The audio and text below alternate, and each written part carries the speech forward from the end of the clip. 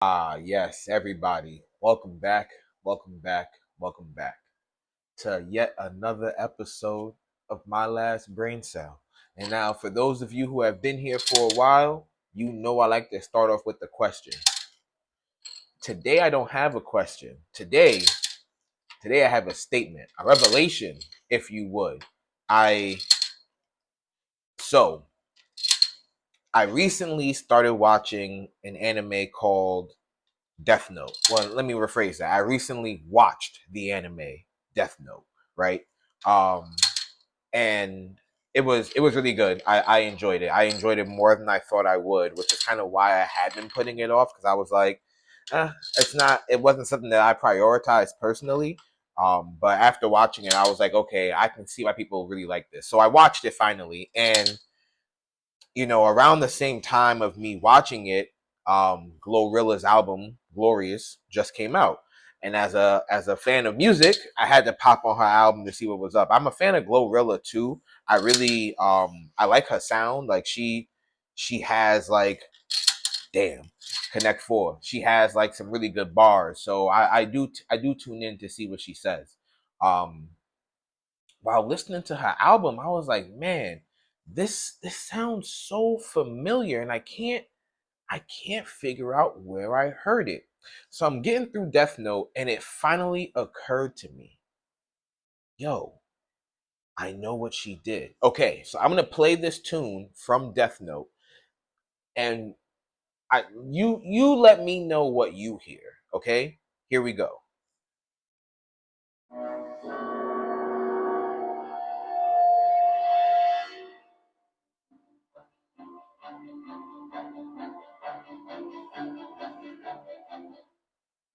So that was the tune from Death Note. Right now, there's a song on GloRilla's album that sounds a lot like it. Now, I'm not saying that she ripped the sound. Obviously, I'm just saying that she sampled it. I think.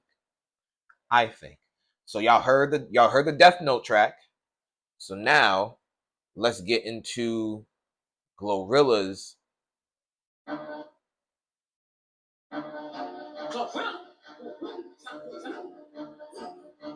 like that beginning sound. I'm just saying I think GloRilla might be another, music baddie who's into anime. I'm 99% sure that she sampled Death Note, a sound from Death Note. That's just me. That's just me. Y'all let me know what y'all think. I'm curious, you know what I mean? I think, yeah, that's my revelation. I made that statement. Resounding. Mic drop. Like, yeah, y'all let me know what y'all think. And if you disagree, suck your mom. Whatever. It doesn't matter. Anyway, we're going to go ahead and move on to Pick Your Poison. Mm-mm. Yeah. Did y'all like GloRilla? For those of you who listened, did you like GloRilla's album?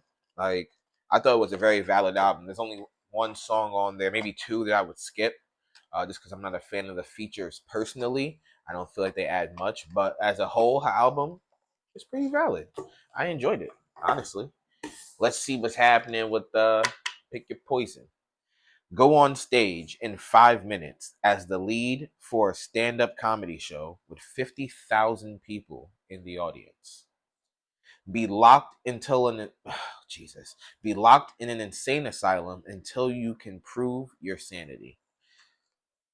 How does one prove they're sane? Like what does that even mean? Prove my sanity. Like I think I'm of sound mind. Someone else might say otherwise, but how does one really prove their sanity? Like I don't see people, I don't hear voices, like at least like unless it's my own thoughts, my inner monologue, but I don't. Yeah, so I think I could prove my sanity pretty quickly. However, with that said, I also think that I could go on stage in 5 minutes as the lead act in a stand-up comedy show.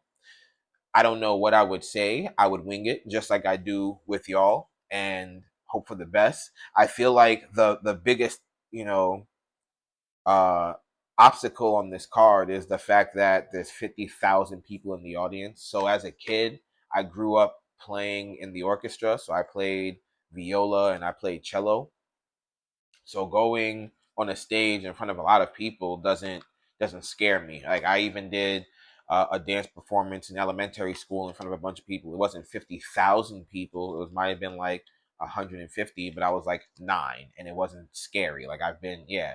So I think I would be fine going on, and I think personally I think I'm the funniest person on the planet anyway. So I do think that I could, improv my way as the lead act for a stand up comedy show. I also think that I could prove my sanity rather quickly, but again, I think you know that's about perspective. It's based on what that person says is a good enough quality or attribute or reason or whatever to say that yep, this person is sane. So with that said, with my sanity potentially being in the hands of someone else, yeah, give me the pressure of going on stage in front of 50,000 people. I think I can make some of them laugh because if my comedy's not for everybody, it's for somebody, and that's all that really matters. Let me know what you guys would pick. But while you're thinking about it, let's go ahead and jump into the wheel of fun, shall we? Okay, y'all. Let's see what the wheel says today.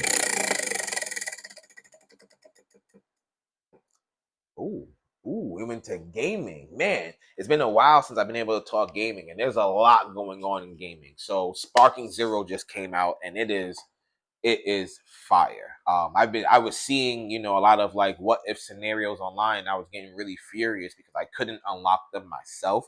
So last night I took to Google to at least figure out like how I can get through some of Gohan's what if scenarios. So I was able to see the Gohan Black scenario. That was pretty fire. It was really cool to see like if Gohan really was able to step his pussy up and really like fight and brought down Frieza, that could have been the potential plot line that we went down. But it always comes back to Goku and Vegeta.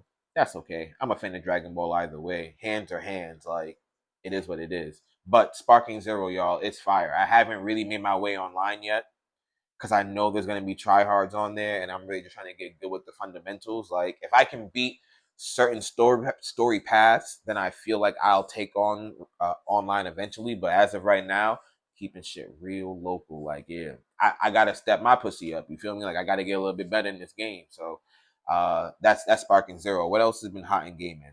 Wukong's still pretty valid after what? It's been almost 2 months since Wukong dropped, and I really like that game too. It's definitely a game that I'm not prioritizing anymore at this point because I got games like Sparking Zero, I got Warhammer, The Last of Us Season 2 was just announced, the show, so I have to finish off Last of Us Part 2, the game.